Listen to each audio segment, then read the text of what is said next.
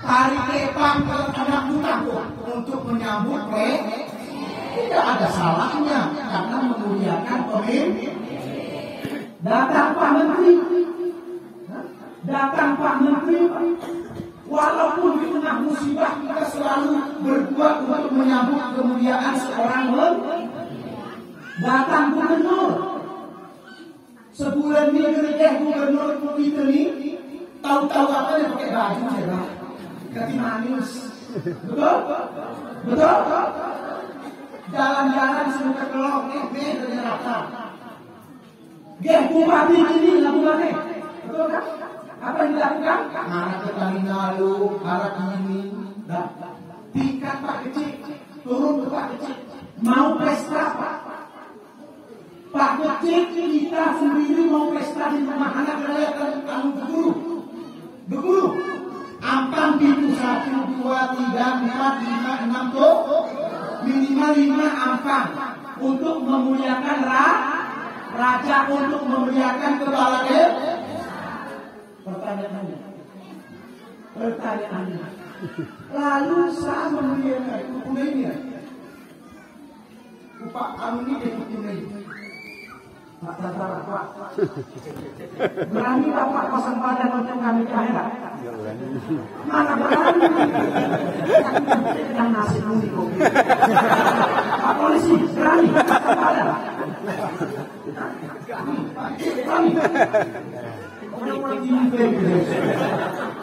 Belum lagi kesalahannya makan pengaruh, makan rezeki. Ya kan? Ustaz di luar sana kena juga mana? Ada ceramah ini pakai tarik. Sekarang Ustaz pakai tarik Pak.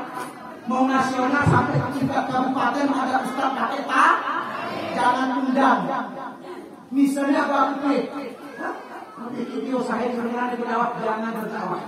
Paham? Apa kunci hidup kita Pak? Qul inna sholati wa nusuki wa mamati lillahi. Kata akhirnya adalah lillahi rabbil. Tentu Irwansah menjadi dosen dan pendakwah harus lillahi ta'ala. Pak polisi jadi polisi lillahi ta'ala. Pak bos itu dan ramil babi saja di antara lillahi ta'ala. Pak Decik memimpin rakyat, Pak Imam harus lillahi ta'ala.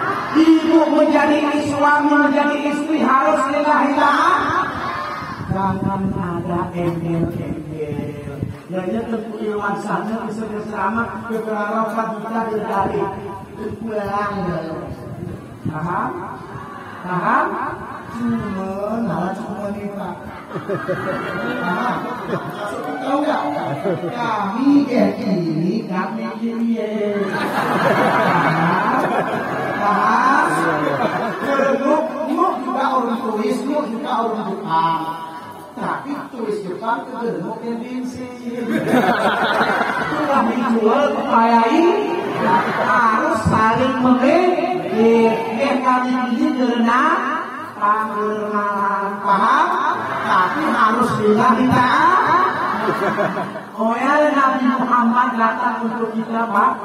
Ini gak berani pasang badan. Rasulullah datang untuk kita pasang badan. Lalu engkau hargai sebegitunya. Dasar narsis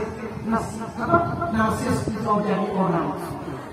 Tingkat berselawat bersungguh-sungguh. Sekarang Ananda mau tanya, sayang gak sama Rasulullah? Rindu gak sama Rasulullah? Rindu? Ya. Lalu engkau katakan pula wahai manusia, duduk kami bersama hari ini ya. Duduk kami mendengarkan risalah kenabian. Lalu engkau katakan sebuah kebenaran. Dasar kamu aneh jadi Seni, Ananda menginstruksikan bangun semuanya, sadar orang menjadi bangun.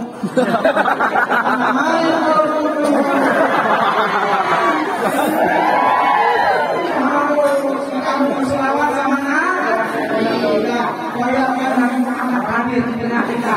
Bayangkan kita di padang mahsyar. Amin jumpa dengan Rasulullah. Selawatnya sama-sama. Biarkan ini terserah Dengar mari kita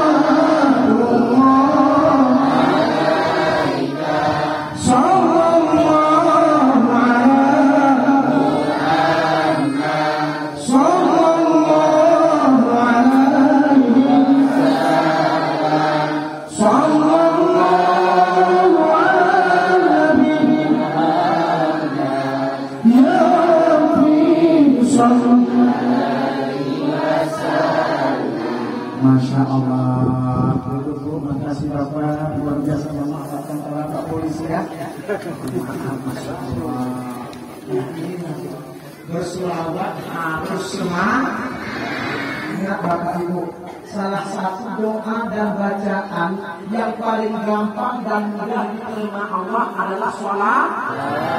Dalam keadaan apapun, ingat, dalam keadaan apapun, misalnya bapak-bapak ini tengah mengadurin jemaah. Paham? Tengah mengadurin jemaah. Siapun kerana Allahumma shalli ala Muhammad. Allahumma shalli ala Muhammad. Nengon alat jemaah kuih. Allahumma shalli ala Muhammad.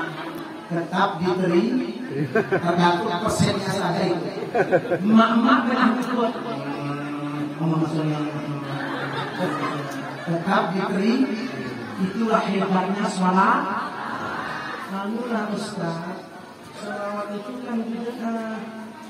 Gitu. Mana ada salawat? Bid'ah?